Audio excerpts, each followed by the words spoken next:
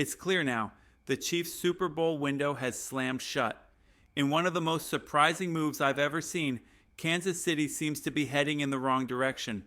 While the Raiders are making big moves, adding a Super Bowl winning coach and possibly a top 10 quarterback in Matt Stafford, the Chiefs are making questionable decisions.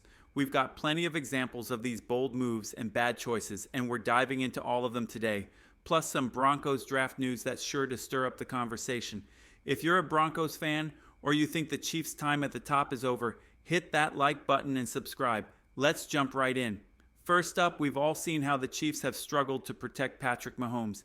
In their last matchup, he was running for his life with defenders chasing him down from all angles. It's no secret, their offensive line simply couldn't keep up. Remember that game where we should have beaten them, but a blocked field goal took that win away? That's a prime example of how shaky their protection is. Now, just to make things even more interesting, the Chiefs have announced they plan to use the franchise tag on their Pro Bowl guard, Trey Smith. Let's just say that move has some major implications. This is an insane amount of money to tie up in a franchise tag. For those who may not know how it works, the franchise tag is based on the average salary for players at that position. Now, offensive tackles, especially left tackles, typically earn way more than centers or guards. So using a franchise tag on an offensive lineman who's not a tackle, that's already a questionable move because now the Chiefs are on the hook for a $25 million guarantee for their guard. The Chiefs are holding out hope for a long-term deal with Trey Smith, but here's the problem. If they haven't gotten it done by now, what makes them think it'll happen soon, especially with a ton of free agents hitting the market? It's even crazier considering that Trey Smith isn't even considered one of the top 7 guards in the league. To give him that much money, especially when we look at what other teams are paying, just seems like a head-scratcher. Now, compare that to the Broncos' smart move. They locked up Quinn Miners on a deal that averages around $18 million, a total steal for the best guard in football. At the time, we all agreed it was a perfect home team discount.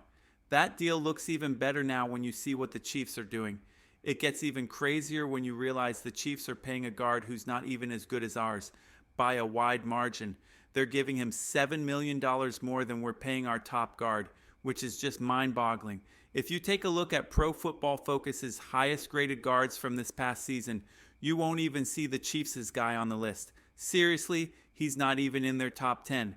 Now let's talk about Quinn Miners. His grade was an impressive 86.9, putting him at number 2 on the list. Trey Smith, on the other hand, had a grade of 78.8 last season. So the Chiefs are handing a massive paycheck to a guard who's clearly less effective than Quinn, and we're paying ours significantly less. That's just insane, especially when you think about the Chiefs' financial situation. As we've mentioned before, the Chiefs are already tied up with a huge chunk of money in just a few players. We even discussed this in a video a few weeks ago. The Chiefs have most of their salary cap locked into 5 players, and now it's even more money tied up in 6 players, many of whom couldn't even protect Patrick Mahomes. He was running for his life out there, getting chased down by defenders at every turn. So to see them throw even more money at an underperforming guard, it's just wild. This could make Travis Kelce's deal look like a steal for us.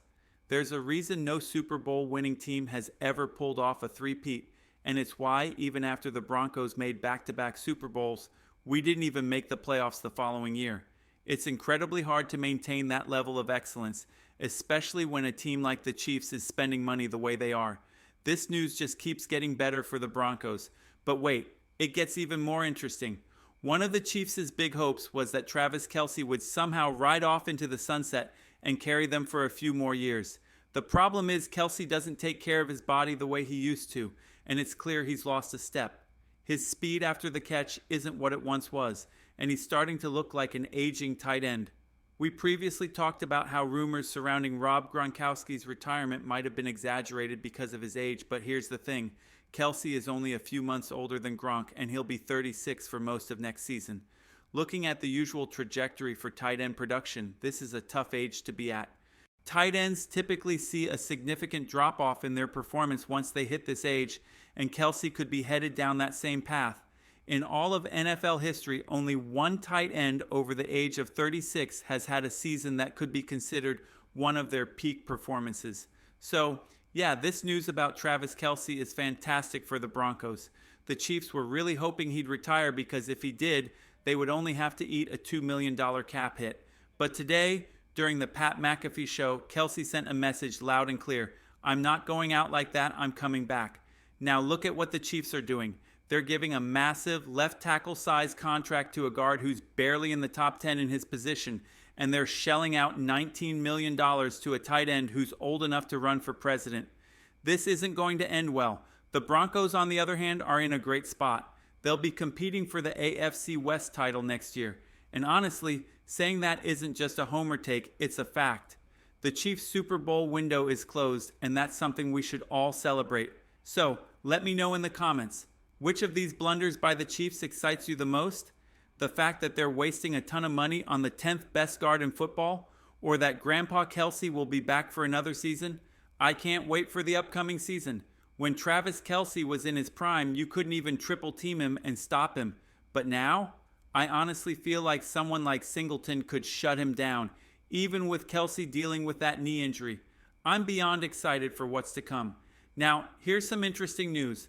The Denver Broncos have officially been named as potential trade suitors for none other than Deebo Samuel.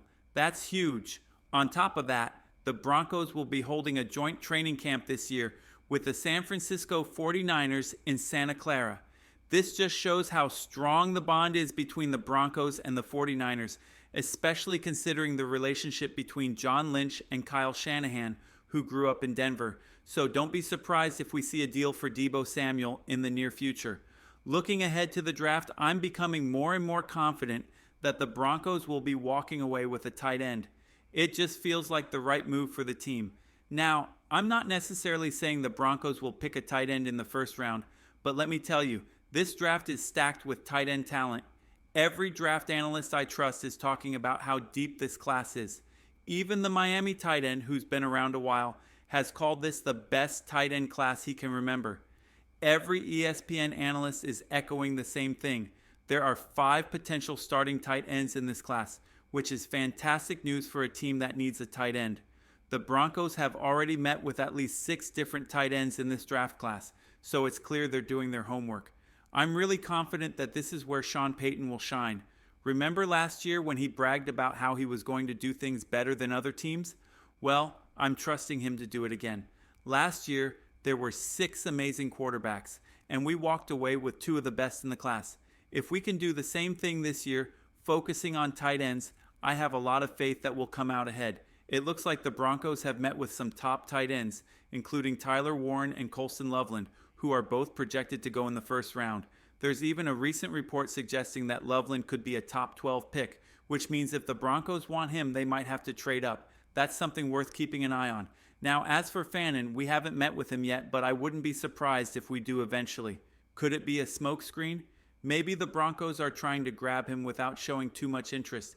Either way, it's clear there are a lot of great tight ends in this draft, so the Broncos have plenty of options. Here's an interesting twist. Colston Loveland, the Michigan tight end, just revealed that his favorite tight end growing up was Jimmy Graham.